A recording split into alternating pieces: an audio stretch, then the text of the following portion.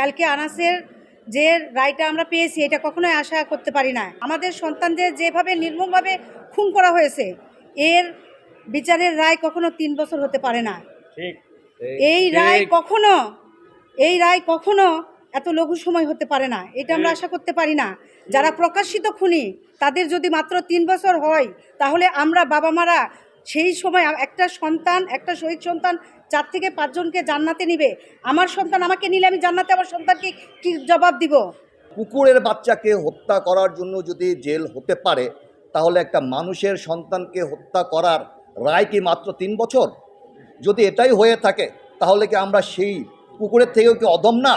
আমাদের যে অন্যায়ের বিরুদ্ধে যে আমাদের আন্দোলন হয়েছিল, সেই আন্দোলনে আমাদের সন্তান যারা শহীদ হয়েছে তাদের রক্তের বিনিময়ে যে সরকার এখন আছে, যে প্রশাসন আছে, তারা তাদের সাথে বেইমানি করছে। এক সময় দেখা যাবে আমরাও তাদের পক্ষে আবার দাঁড়াবো। এই যদি চলতে থাকে তাহলে আমরা 24 কি বারবার দেখব? আজকে আইন কার নিয়ন্ত্রণে চলে? যাদের নিয়ন্ত্রণে চলছে তারা কি শুধুমাত্র এখনও কি আওয়ামী লীগের দোষর হয়ে থাকবে, নাকি সাধারণ মানুষের কষ্ট দুঃখ এবং তাদের ন্যায়ের জন্য তারা কাজ করবে? আপনার সন্তান যদি এভাবে গুলিবিদ্ধ হতো আপনি কি এই ধরনের রায় দিতে পারতেন? 24 জুলাই অভ্যুত্থানকে ভুলে গেছেন এবং আপনাদের অবস্থান এই জুলাই অভ্যুত্থানে বাংলাদেশে ছিল না। আপনারা কোথা থেকে এসে যে এই রায় দিয়েছেন, এটা আমরা আপনাদেরকে দেশবাসীর কাছে প্রশ্ন রাখলাম যে আপনারা কোথায় ছিলেন তখন? এরকম রায় আমরা কোনো অবস্থায় মেনে নিতে পারি না। খুনি সুজন, সে আমরা দেখতে পেয়েছি প্রকাশ্য সে গুলি করছে এবং উল্লাস করছে। তার সাজা কিভাবে 3 বছর হয়? 3 বছরের মধ্যে তো 2 বছর চলেই গেছে।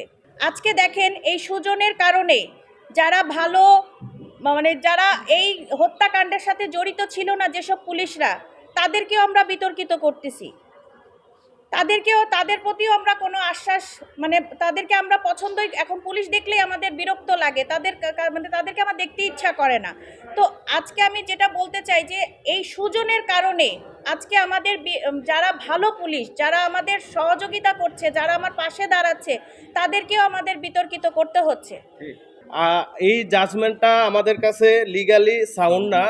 সেটার কারণ হচ্ছে উনি যে ব্যাখ্যা দিয়েছে যে সুপারিয়র রেসপন্সিবিলিটিতে তার হাতে অস্ত্র তুলে দেওয়া হয়েছিল, সেই কারণে সে গুলি চালাইছে, না হয় সে গুলি চালাইতো না। তো তাদের সিআরপিসির নিয়ম কানুন আছে যেখানে সে অবৈধ আদেশ মানতে বাধ্য না। তো সে সেটা করেনি, উল্টো তার পাশে দেখা গেছে আরও একজন কনস্টেবল ছিল, তিনি ওইখানে গুলি না করে সেইখানে অ্যাক্ট করেছে যে সে গুলি লোড করতে পারতেছে না এরকম। কিন্তু সে সুজনকে দেখা গেছে সে অতি উৎসাহী হয়ে গুলি করার পরে আবার বলতেছে গেছে, একটা গেছে। তো তাকে দেখা গেছে যে সে অতি উৎসাহী হয়ে কাজ করেছে, শুধু কমান্ডিং রেসপন্সিবিলিটির কারণে করে নাই, যার কারণে এটা আমাদের কাছে লিগালি সাউন্ড মনে হয় নাই। দ্বিতীয় পয়েন্ট হচ্ছে আমাদের জুলাইয়ের শহীদ পরিবার, এই যে 1400 শহীদ এবং 30,000-এর উপরে আহত আছে, সবাই এই বিষয়টা নিয়ে খুবই উদ্বিগ্ন যে গত 17 বছরে যে হাসিনার বিচারহীনতার একটা পরিবেশ তৈরি হয়েছিল, যার কারণে এই আদালতের উপর একটা অনাস্থা ছিল, সেটা আন্তর্জাতিক অপরাধ ট্রাইব্যুনাল আমাদেরকে একটু হলেও আশা জাগিয়েছিল। তো সেই জায়গা থেকে যদি আমরা দেখি যে এই হচ্ছে আন্তর্জাতিক অপরাধ ট্রাইব্যুনাল যদি এরকম সাজা দেয়, আন্তর্জাতিক অপরাধ ট্রাইব্যুনালের উপর থেকেও মানুষের অনাস্থা তৈরি হবে, যার কারণে আমরা চাই আপিল থেকে সর্বোচ্চ শাস্তি, তার সর্বোচ্চ শাস্তি দেওয়া হোক। এটা হলো শহীদ পরিবার এবং আহতদের প্রত্যাশা।